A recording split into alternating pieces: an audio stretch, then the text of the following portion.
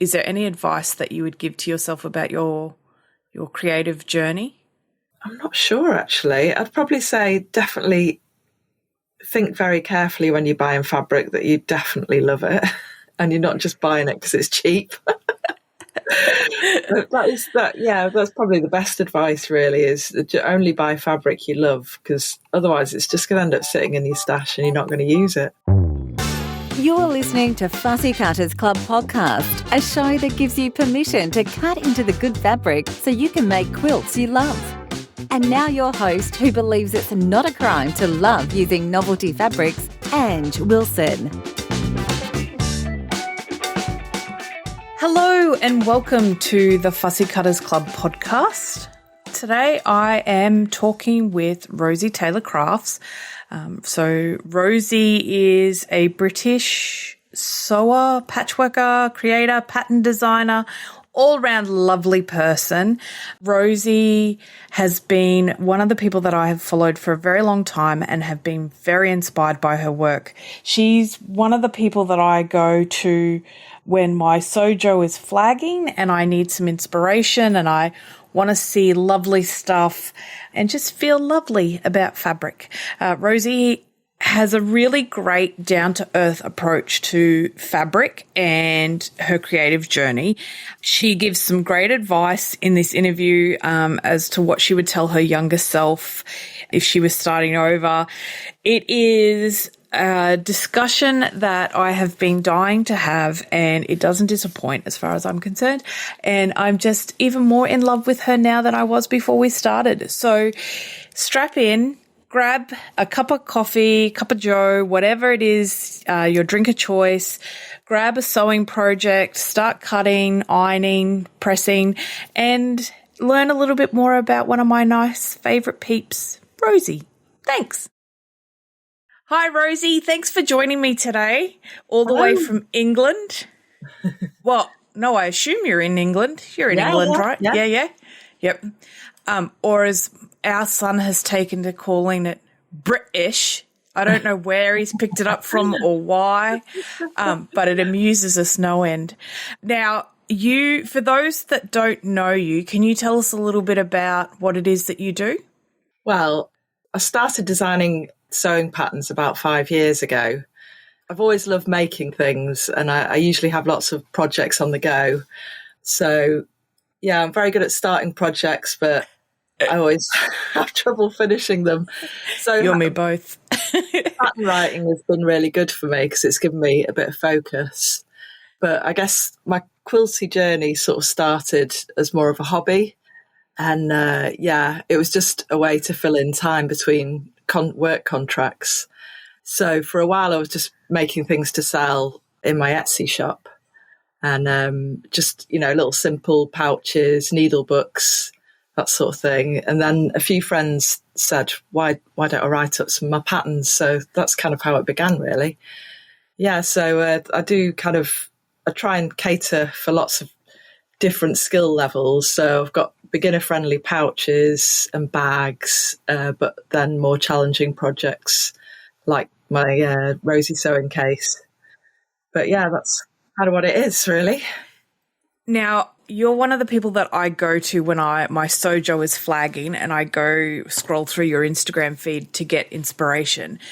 Do you have a name for the style of fabric selection that you have, or your aesthetic?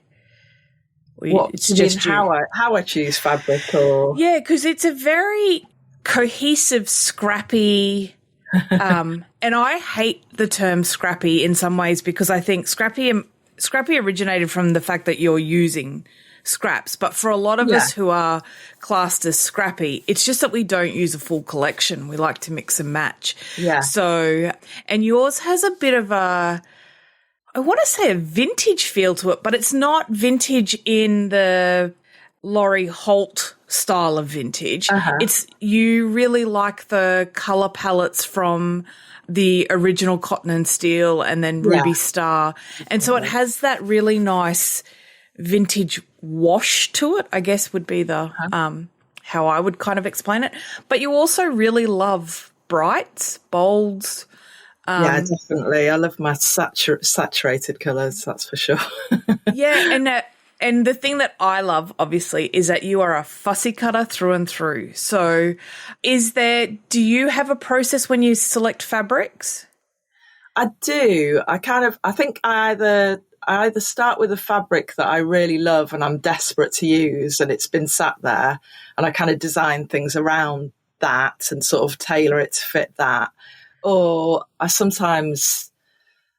have like a colour scheme in mind, and I'll sort of, pick and, go in all my boxes and choose all sorts of different fabrics from lots of different designers and just fit the colour scheme.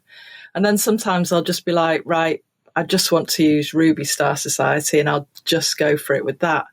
But yeah, I normally have a colour scheme or something like that in mind, and then I kind of just go from there and see what happens, really. But a lot of it is just trying things out, really, and just playing with it until it looks right to me.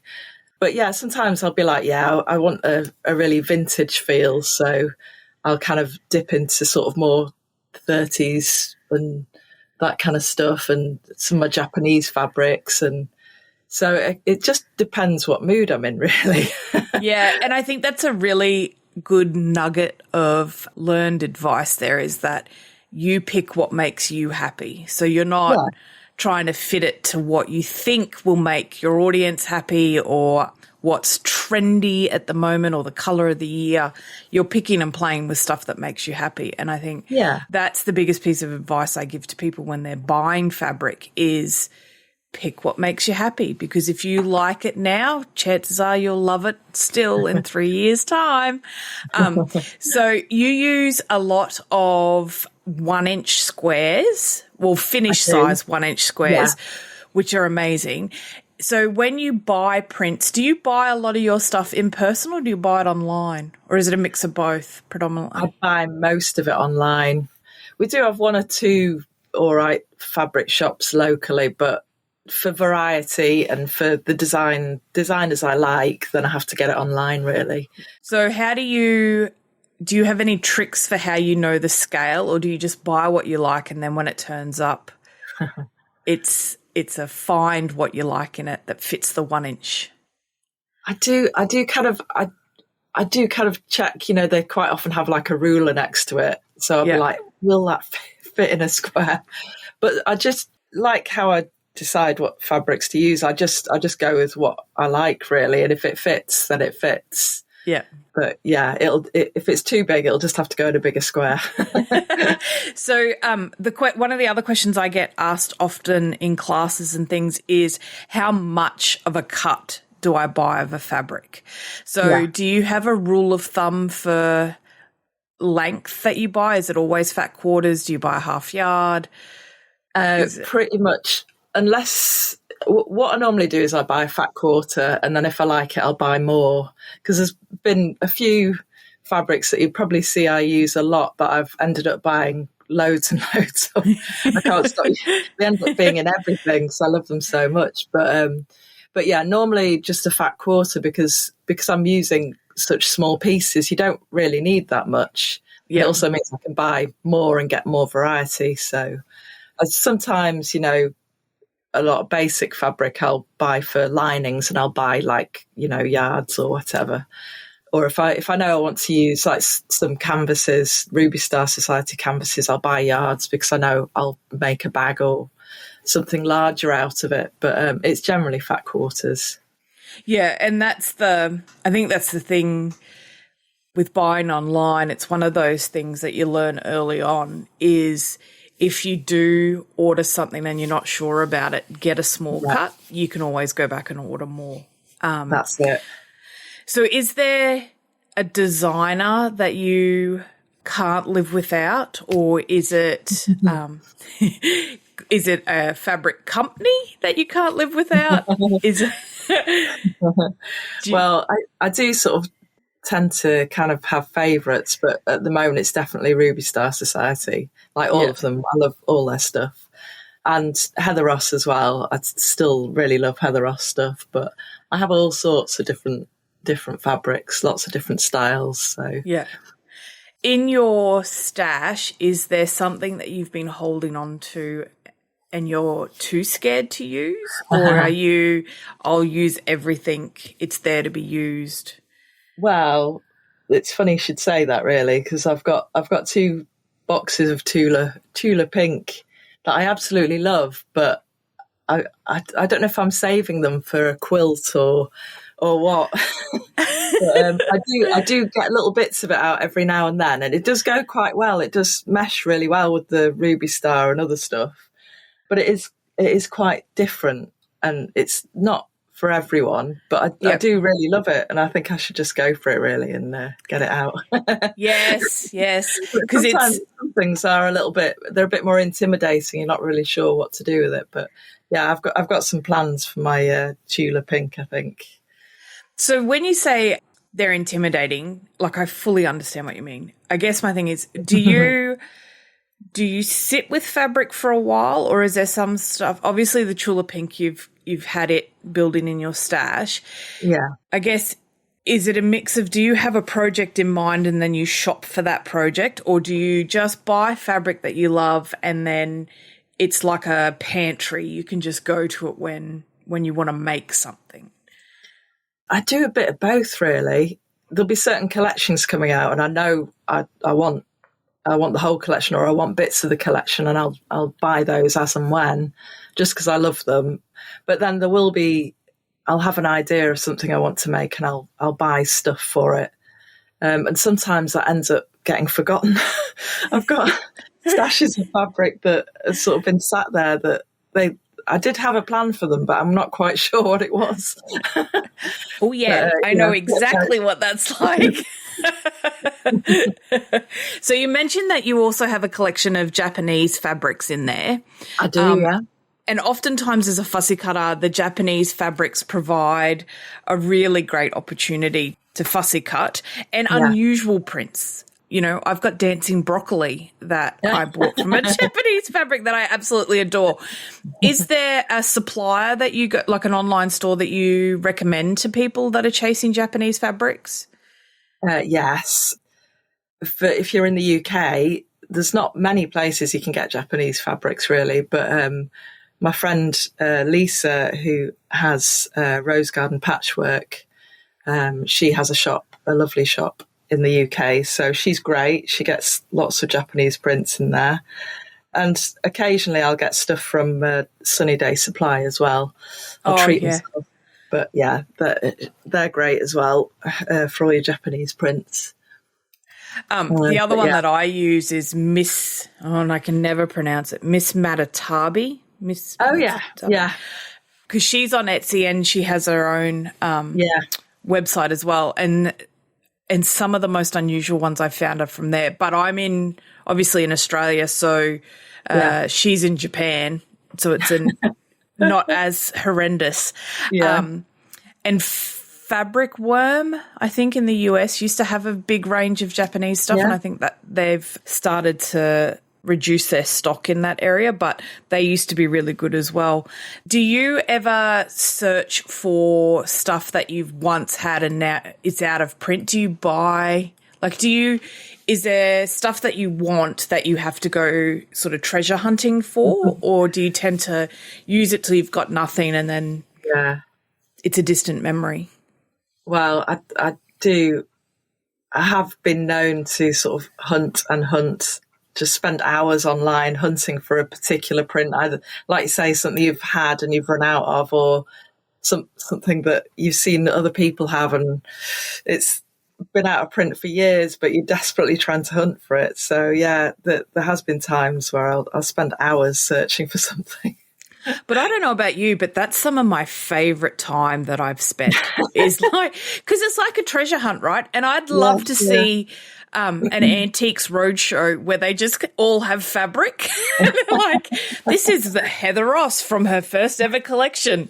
Someone would pay $50 for a quarter yard of this. Because it is one of those things that I think, there's lots of jokes about, I'm not a quilter, I'm a stash curator or a fabric curator or whatever, because we do tend to buy a lot more fabric than we'll likely ever use in our lifetimes. Oh, But yeah. it is part of the thrill, yeah? That's the tool that you use to create with. No one ever said to Van Gogh, you've got too much yellow, like, buddy, cut back.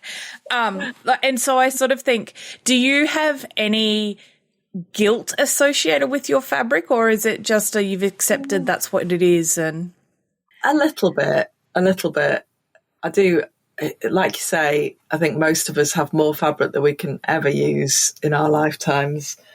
And I do feel a little bit sort of like maybe I should get rid of some of it. But you can never really, there's so much fabric being brought out all the time. And, you know, you want to use the new stuff. You also want to use the old stuff, but you want fresh ideas and fresh fabric and whatnot. But yeah, I have way too much fabric, especially we're trying to work out our contents insurance, and I had to like value the fabric, and it was really painful. But I am starting to think that maybe I should just cut all those fat quarters in half and make a bit more room, de-stash them. Well, that's the thing I find too, and I'm sure you've been in that position too, where there's something that you've been chasing. Like I often watch with people's feeds and things, if there's something that they pop up and go, if anyone's got this, I'd love some of this. There's a certain joy for me in passing on. Yeah. This brings me happiness. Here's half of it. You can have half my happy. And so I think that's one of the things that I really love about our creative community. And I know that you share a lot of your experience and knowledge freely with people. Like I've seen people ask you questions on Instagram and you're like, yep, this is how I did it. This is what it is. And so I think that's one of the beautiful things about what we do. Was there someone early on for you that gave you, there's a word for it, indispensable advice? Or is there someone you look to for inspiration? That's a tricky one. I suppose, I've made so many friends on Instagram and they've all had great advice. They've all been really encouraging and, sort of giving me ideas of where to buy fabric, where to get the best bargains. But I think just everyone's been amazing. Yeah. I've got a really lovely group of friends that I've met via Instagram that I meet up with for retreats. And they're all absolutely lovely ladies. And we're all from the UK. But they've all been really, really supportive and encouraging. So, And do you find the social media aspect of what you do a great way to connect without the pressure of having to get out of your pajamas? Yeah, definitely. Because it's just easy, isn't it? Really, yeah. And I do get a lot of people asking questions and that, and I'm totally happy to, answer them if I can. But it is really nice just to connect with people that are thinking along the same wavelengths. Because I have lovely friends, but not a lot of them are creative. So it's really nice to just have a whole pool of people from all over the world that sort of are into the same thing. So. Yeah. And do you have something that you've made that's to date, because I know we're all growing and we'll continue to make stuff, but to date, the thing that you've made that you're most chuffed with? And for Americans, chuffed is happy, pleased, proud? No, it's the same in the UK, actually.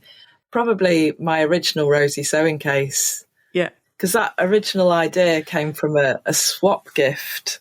The very first one was from a friend, Tori, and it was a little bit smaller, slightly different proportions, but same sort of idea. And then I made another one that was similar for another swap for another friend. And then, I made the actual one that is now my pattern. But like, it was such a long time coming and such a lot of preparation.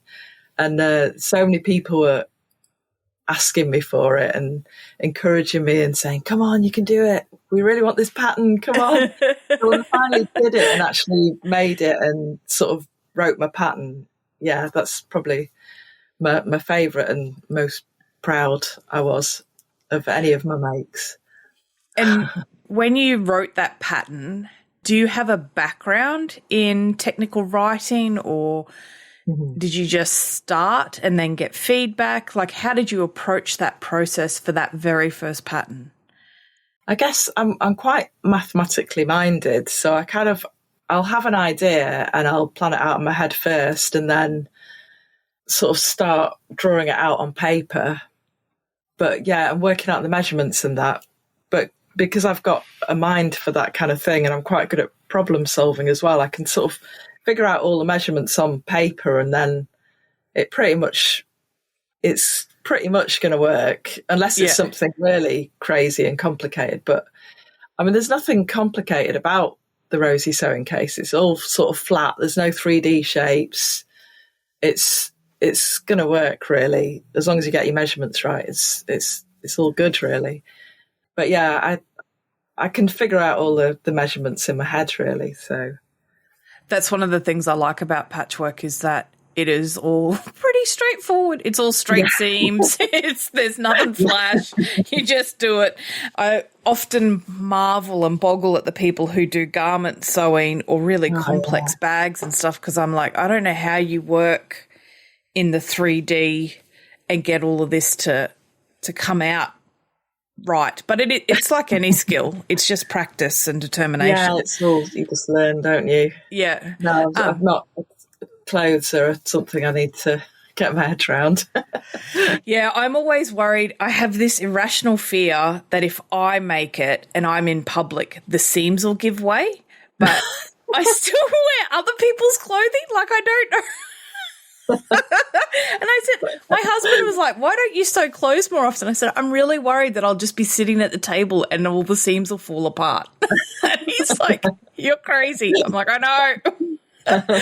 But I guess it's one of those things with patchwork is that there is so much freedom of expression and room to grow and to put your personality into what it is that you make. And we get to the joy of using something that someone else has designed in the fabric, and we take their idea and their love and their creativity and then we turn it into something. So it's like a collaborative project, but you're separated. The chances of meeting that fabric designer for a lot of people are next to none, but you have this way of collaborating without collaborating, if you know what I mean.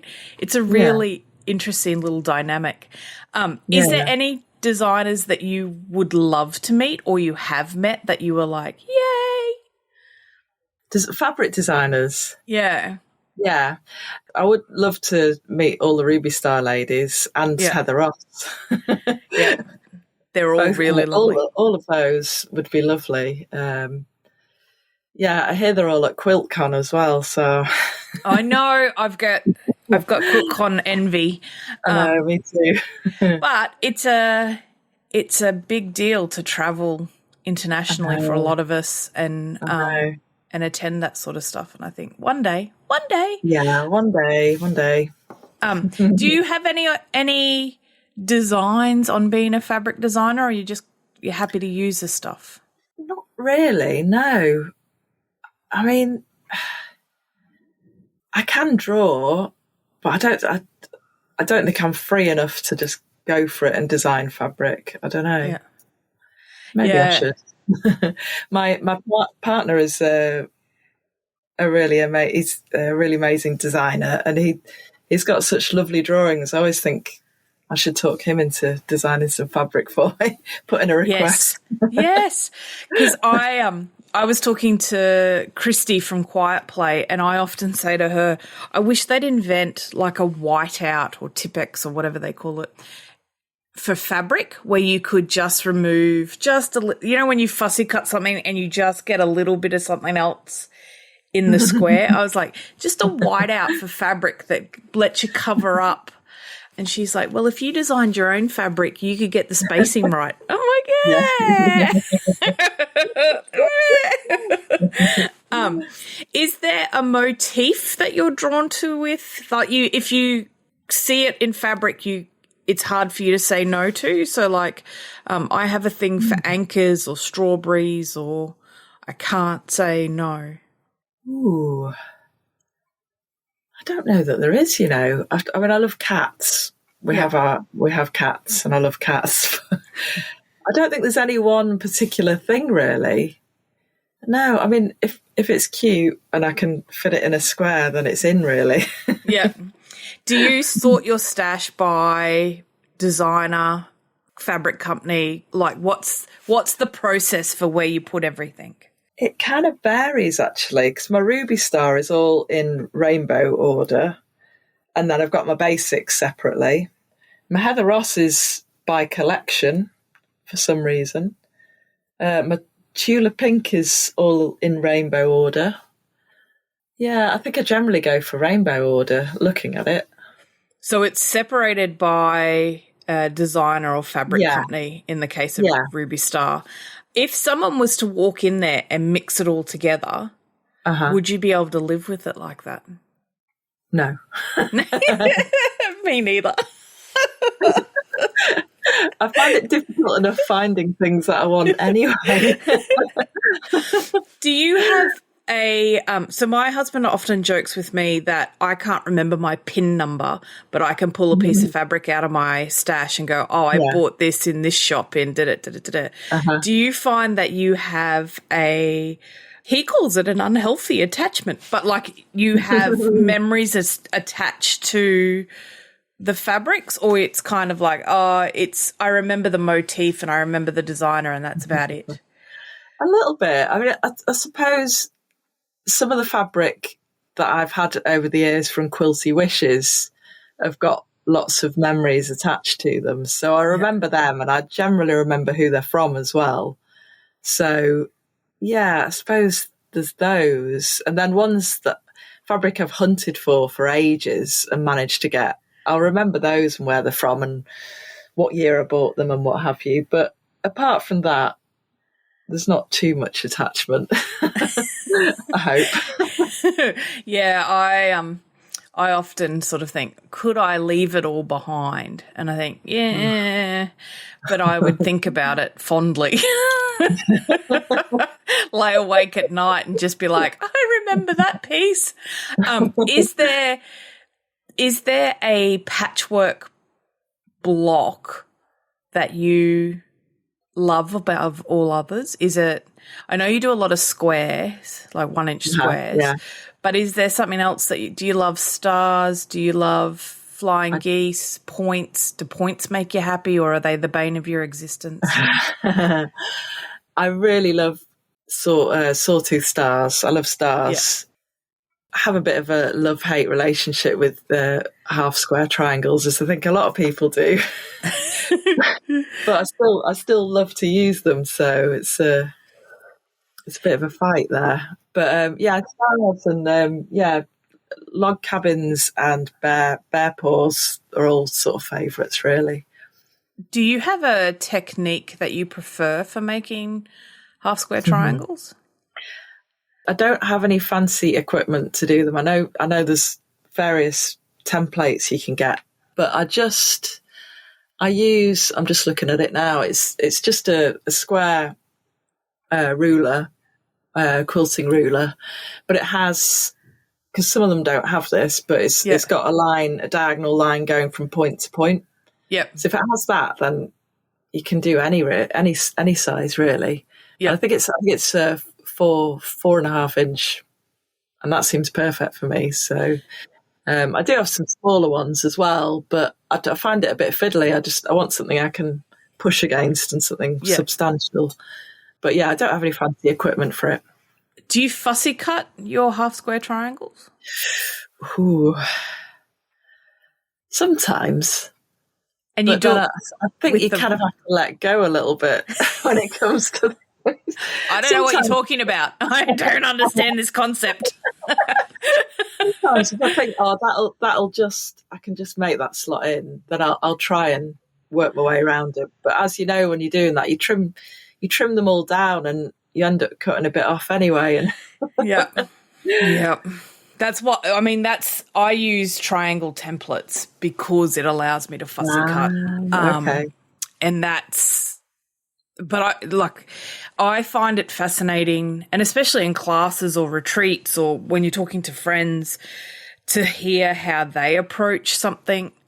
I mean, we've all got to make a half square triangle, but there's about 70,000 different ways to do it. There is. Which another reason why patchwork is so great, because you've got to find the way that works for you, right? So someone else may use a template and they might find that really easy and the accuracy is really good.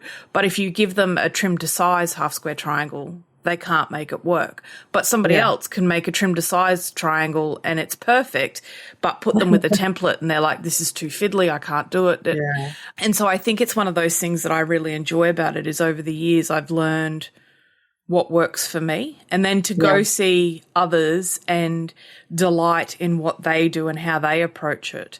Do you do much foundation paper piecing? I do. It's one of my favourite processes, really. I love it. Yeah, I do quite a lot.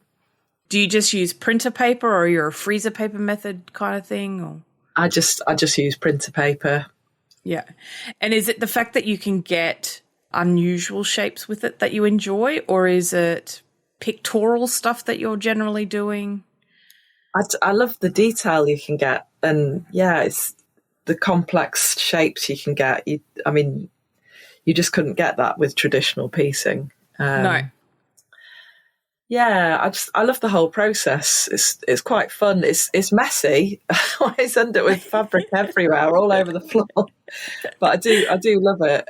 Yeah, it's a really fun process, and it's just watching the picture appear. Yeah, and, it's great. I love it.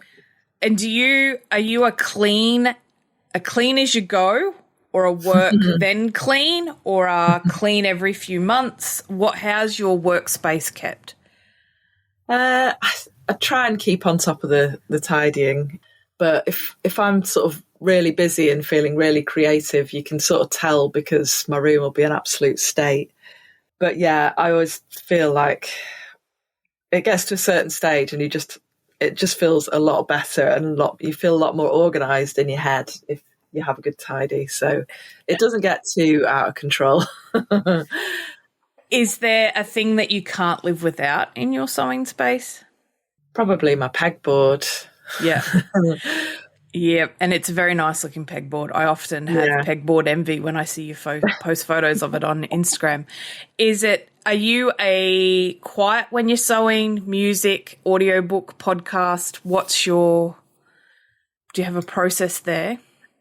I like something on, generally either an audiobook or a podcast, or sometimes a bit of Netflix or something like that, some comedy. Yeah, there's always something on. And that's because the British do the best comedy ever, which I know will be controversial. But so I guess if you were starting out again and you could go back in time and tell yourself, is there any advice that you would give to yourself about your creative journey? I'm not sure, actually. I'd probably say definitely think very carefully when you're buying fabric that you definitely love it. And you're not just buying it because it's cheap. That's probably the best advice, really, is to only buy fabric you love, because otherwise it's just going to end up sitting in your stash and you're not going to use it. Yeah, it's wasted money. Yeah, I'm trying to think if there's anything else. Always buy quality stuff. It's better to buy less things and better quality, sort of decent rulers and all the equipment and scissors and things like that. It is just better to buy quality, even if you have to save up and, build it up slowly. Yeah. I'm trying to think. Yeah, and that's especially in the age of Temu and all of that sort of thing, buying quality is so much better in the long run. Yeah. And it goes towards, all right, controversial question. How often do you change your needle? Ooh, not often enough. So that's my thing. I would go back and tell myself to change the needle every time the bobbin runs out. Oh, So, right. because That's that quite regular. changed. Yeah, well, that completely changed my flying geese and half square triangle experiences. Because normally when the machine starts eating the corners, it's because the needle's blunt. It's not sharp enough. Yeah. Yeah, and I'm like, yeah, that's good advice actually, because I definitely don't change mine enough.